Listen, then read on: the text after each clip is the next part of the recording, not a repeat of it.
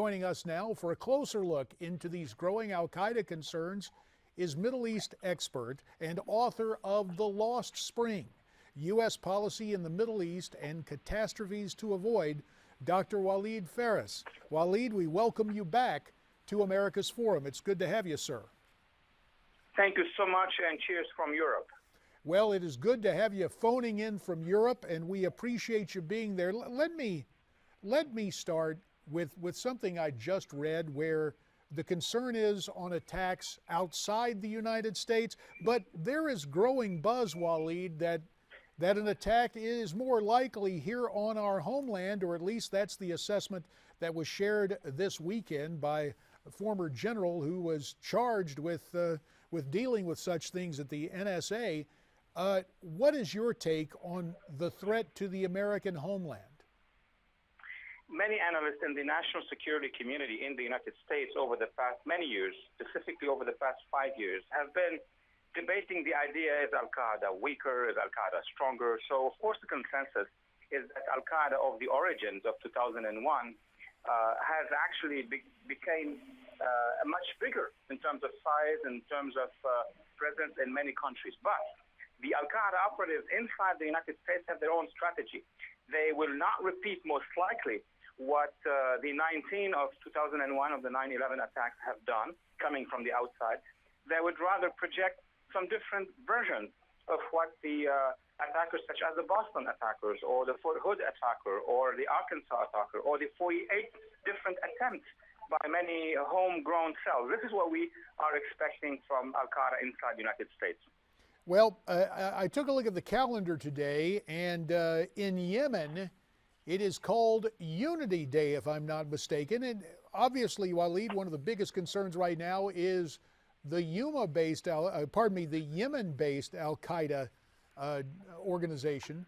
It's believed their main focus is inside of Yemen, but an attempt to attack inside the U.S. or recruit others here has not been ruled out. What about the growing influence of the Yemeni al-Qaeda organization? Look, there is a different way of looking at it. Many of our analysts and sometimes people in the media would focus on one threat of al-Qaeda when we hear news about them.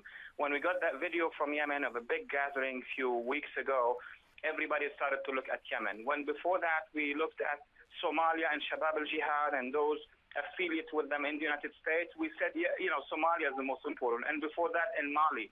And of course, the Europeans are thinking about the jihadists operating now in Syria and how they will return to the West and to the United States as well. My take is that wherever al-Qaeda has branches around the world, a piece of that branch, a branch of that branch that has U.S. passport, European passport, is planning on attacks on the West, should it be in the United States or in Europe or in Canada.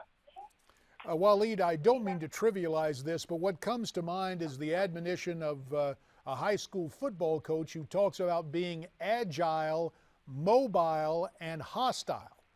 In your mind, the way that al-Qaeda has decentralized, are they all of the above? Are they agile, mobile, and obviously we know they're hostile? Does that, in this day and age of asymmetrical warfare, does it compound the difficulties for defending the homeland and warding off attacks internationally as well? We try to find equations to define what is al-Qaeda. Al-Qaeda is a worldwide network of jihadists that is trans-frontiers, trans-borders.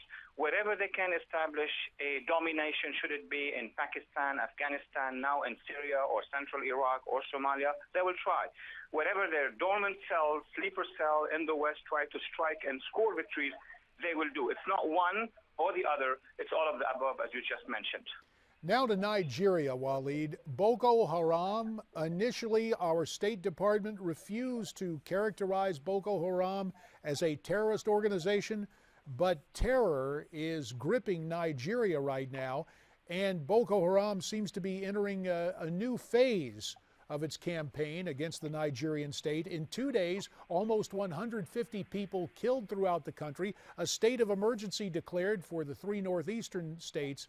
Analysts alarmed at the way Boko Haram is able to carry out multiple attacks on targets far apart.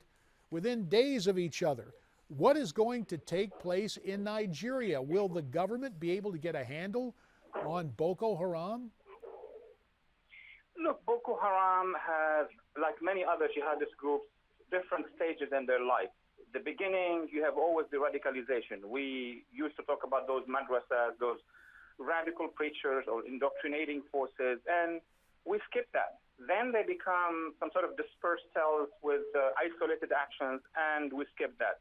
The moment they become a nationally organized group that can, despite the strikes by the local army, continue to work, it's already too late. It's like a cancer.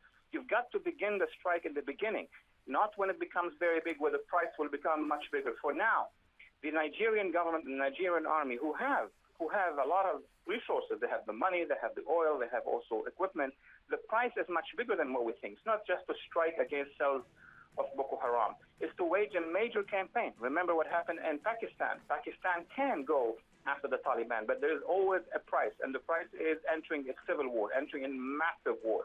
And for that, they need to have the international community with them. And on Boko Haram, as you just mentioned, Congressman, we did not even identify them as terrorists until it became very late in the process. Less than 30 seconds. The 80 military personnel sent from the United States to Chad, is that largely for cosmetics, Walid?